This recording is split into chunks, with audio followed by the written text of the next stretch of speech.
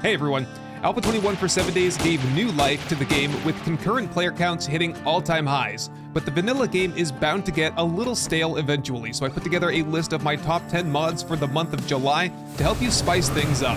For last month's video, check out the monthly mods playlist right here, and stay tuned next month for another top 10 rundown. But anyway, let's begin. First up, we have a pack of mods by Izio. This encompasses several mods, including the 5.56 weapons pack, the shotgun weapons pack, the visible mods mod, and the new explosions particle mod. The 5.56 weapons pack adds 8 rifles chambered in a new ammo type, NATO 5.56mm. Each weapon will show different mods and will have unique stats that blend well with the available vanilla weapons. Each weapon is craftable and lootable, and different weapons will unlock with the traditional skill magazine system. What I'll do now is I'll fire off a few rounds from each rifle so that you can listen to the gunshot sound quality.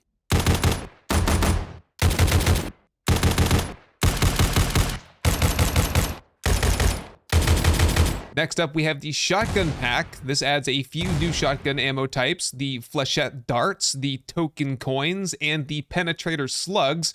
It also adds 12 new high-quality shotguns that will integrate well with the vanilla game, and it'll also show off the weapon mods. Again, I'll let off a few rounds from each one so that you can hear the custom sounds.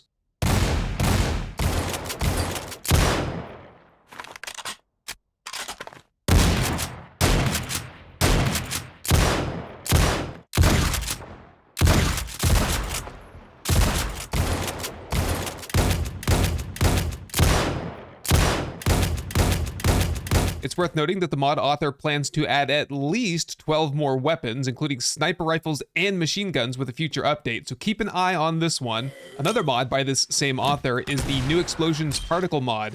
This mod increases the sound quality of explosions but doesn't change their functionality, and it seems to work for all explosions except for the rocket launcher rounds and the explosive arrows and crossbow bolts. I have to give this mod an S tier rating. It's a very high quality mod. The iron sights are aligned properly. The weapon reload animations are smooth.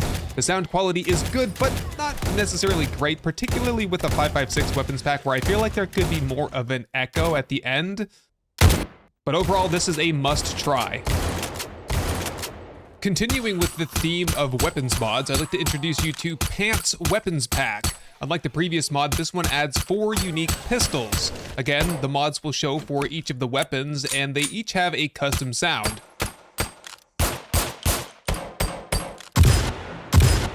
They are lootable or craftable, and it includes a weapon for each tier, like primitive and then tier 1, 2, 3. The mod author reports that there are plans to add more weapons in the future, and I would give this about a B tier rating. Although great, the tier 3 revolvers feels slightly out of place when compared to the others. Not that it doesn't look pretty sick. Another quickie here is Telric's Flamethrower. This weapon, which is lootable and craftable, uses pure gasoline to torch your enemies. You can even craft colored canisters to change the color of the flame.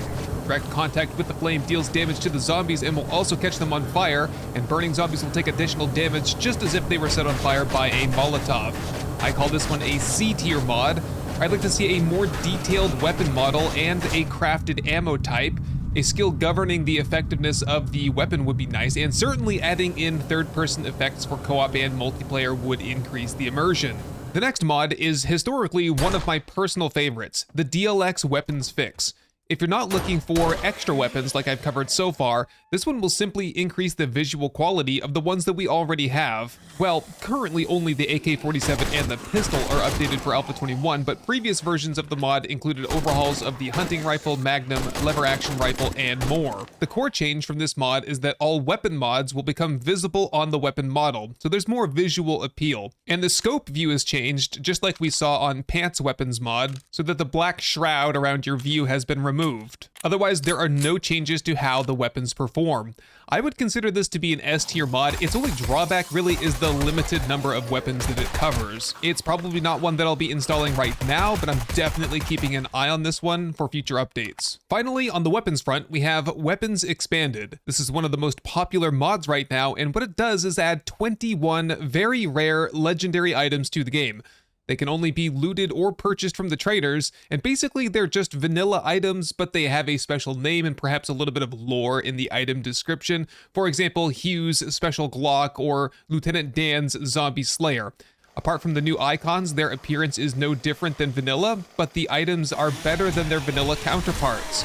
I'll call this one a B tier mod. While I like the idea of having rare, legendary, loot-only items, I just wish that there was something visually to set them apart. Okay, we're at the halfway point, but before we move past weapon mods, I'd like to address another mod that's now available.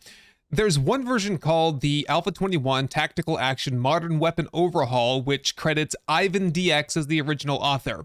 Another version is called Tactical Weapons Alpha 21, and this one credits Viper Infinity as the original author. In any case, the mod is almost exactly the same, adding around 40 or so new firearms. The only difference are some slight model variations.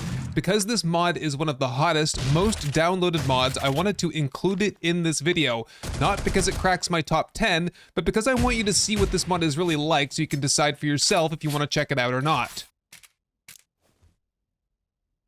A couple of the weapons feel good, with good animations, models, and sound, but many of them still need a lot of work, with poor sound quality, janky reload animations, misaligned sights, and unnatural proportions. If you want my opinion, I'd say you're better off by adding one of the aforementioned weapon mods and avoiding this one for now. Now for a huge change of pace, check out this lawn tractor mod by OCB. This will add a functional lawnmower to the game. You can craft it just like any other vehicle, and there's a few mods that you can even add to it. With one of them, you can harvest grass and flowers, and you can just pick it up out of the vehicle's inventory. And with another, you can harvest crops and even replant them. The speed and storage isn't that bad either, so you could just use this for your day-to-day operations as well. I would call this an S tier mod. It does exactly what's advertised. It integrates well into the game and adds an element of goofiness that I feel like is a fun change of pace. Next up is the Wasteland Radiation mod. This mod will cause your character to accumulate radiation whenever venturing into the wasteland. Radiation levels will accumulate more rapidly if you enter the water, but it will cool off once you leave the wasteland. The poison will sap your health and stamina over time, but will accumulate more slowly if you're indoors or if you're wearing parts of the hazmat suit, and a full suit offers full protection. There's even an additional mod by the same author that makes the hazmat suit craftable. I'd call this probably a B tier mod. I don't like the gagging sound that the character constantly makes, and I would like to see a consumable like potassium iodide added that would reduce radiation levels or add protection. It's worth noting that the Fun Pimps intend to make this a vanilla feature in the future, possibly as soon as Alpha 22, so it might be fun to get accustomed to it now.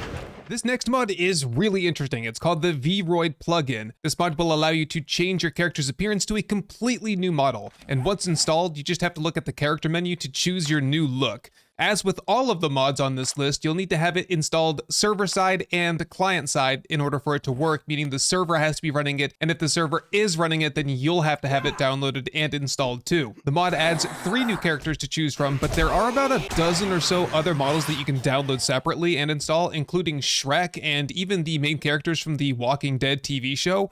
Unfortunately, you will not be able to see clothing or armor displayed on your character. So I'd give this about a B tier rating. It's certainly innovative, and it could definitely add a little bit of role-playing to your adventure, but for me, it's just a little bit of novel fun, and I'll probably be setting this one aside.